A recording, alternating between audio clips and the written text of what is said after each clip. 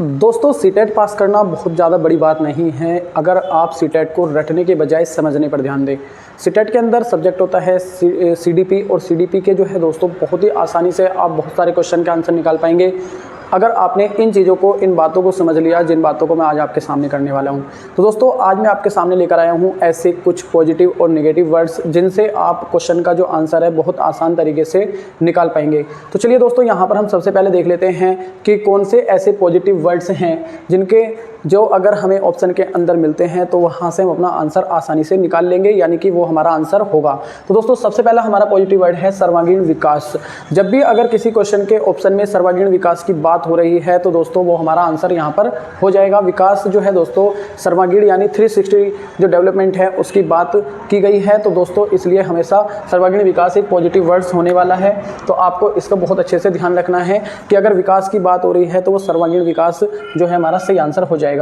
इसके बाद है करके सीखना। दूसरा क्या है दोस्तों, करके सीखना। जब बच्चा कोई एक्टिविटी करता है या करके सीखता है तो दोस्तों वह उसमें खुद इन्वॉल्व होता है, यानी वो खुद से सीखता है। तो इसलिए इसको भी पॉजिटिव वर्ड लेना है। करके सीखना जो है दोस्तों वो एक पॉजिटिव वर्ड है क्योंकि इसमें बच्चा खुद से एक्टिव होता है। उसके बाद आता है तीसरा दोस्तों बाल केंद्रित शिक्षा, यानी चाइल्ड सेंटर्ड जो एजुकेशन है उसकी बात NEP के अंदर की गई है। तो इसलिए दोस्तों यहाँ पर आपको ध्यान रखना है कि बाल केंद्रित शिक्षा जो है दोस्तों वो हमेशा क्या रहेगा, एक पॉजिटिव वर्ड है। तो दोस्तों अब हम देखेंगे कि निगेटिव वर्ड्स कौन कौन से हैं जिनके आने पर दोस्तों हमारा जो आंसर है वो कभी भी नहीं होगा, यानी कि ये एक गलत स्टेटमेंट की तरफ जाता है। ये गलत इंस्ट्रक्शन होती हैं जिनको हमें अलाउ नहीं करना है। दोस्तों सबसे पहले आता है दंड, सजा, शिकायत या बोझ, यानी कि अगर दंड की बात हो रही है कि बच्चे को दंड देना है तो दोस्तों वह हमेशा क्या होगा, गलत होगा।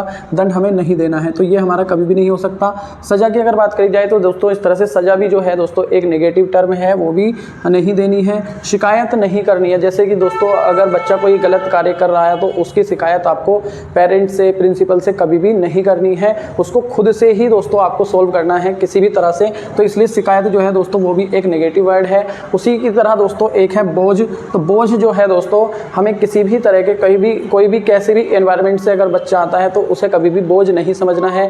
उसकी जो भाषा है या दोस्तों उसकी जो संस्कृति है उसको हमेशा पॉजिटिव लेना है, एक बोझ की तरह नहीं समझना है, इसलिए ये एक नेगेटिव वर्ड हो जाएगा। इसके बाद हम बात करते हैं दूसरा दोस्तों कोरी स्लेट या खाली स्लेट। बच्चे को कभी भी कोरी स्लेट या खाली स्लेट नहीं समझना है, क्योंकि दोस्तों बच्चा खुद से जिस भी परिवेश से आता है वो कुछ ना कुछ सीख कर आता है। पहले से ही उसका जो है दोस्तों कुछ ना कुछ डेवलपमेंट हो जाता है, तो उसे पूरी तरह से कोरी स्लेट या खाली स्लेट नहीं समझना है। इसलिए ये हमारा क्या हो जाएगा दोस्तों, ये नेगेटिव वर्ड हो जाएंगे दोनों, ये हमारे कभी भी आंसर नहीं होंगे। उसके बाद शिक्षक केंद्रित शिक्षा अगर लिखा हुआ है तो दोस्तों किसी भी ऑप्शन में शिक्षक केंद्रित से शिक्षा लिखा हुआ है तो वो भी एक नेगेटिव वर्ड है, क्योंकि जो एजुकेशन है दोस्तों वो एक चाइल्ड सेंटर्ड होनी चाहिए, शिक्षक केंद्रित नहीं। शिक्षक को एक फैसिलिटेटर माना गया है, एक सहायक के रूप में देखा गया है जो बच्चों को दोस्तों सहायता करता है उनकी एजुकेशन के लिए। तो इसलिए दोस्तों कभी भी शिक्षक केंद्रित शिक्षा जो है वो हमारा आंसर नहीं होगा। दोस्तों इन क्वेश्चन को, इन ट्रिक्स को आप एक तरह से अप्लाई कर सकते हैं जब भी आप ऑब्जेक्टिव क्वेश्चन को सोल्व कर रहे हो। तो सबसे पहले इस तरह के ऑप्शंस को आपको देखना है कि इनमें से कोई सा वर्ड हमें मिल तो नहीं रहा। अगर पॉजिटिव मिल रहा है तो हमारा आंसर होगा, नेगेटिव होगा तो दोस्तों आपको तुरंत उसको काट देना है।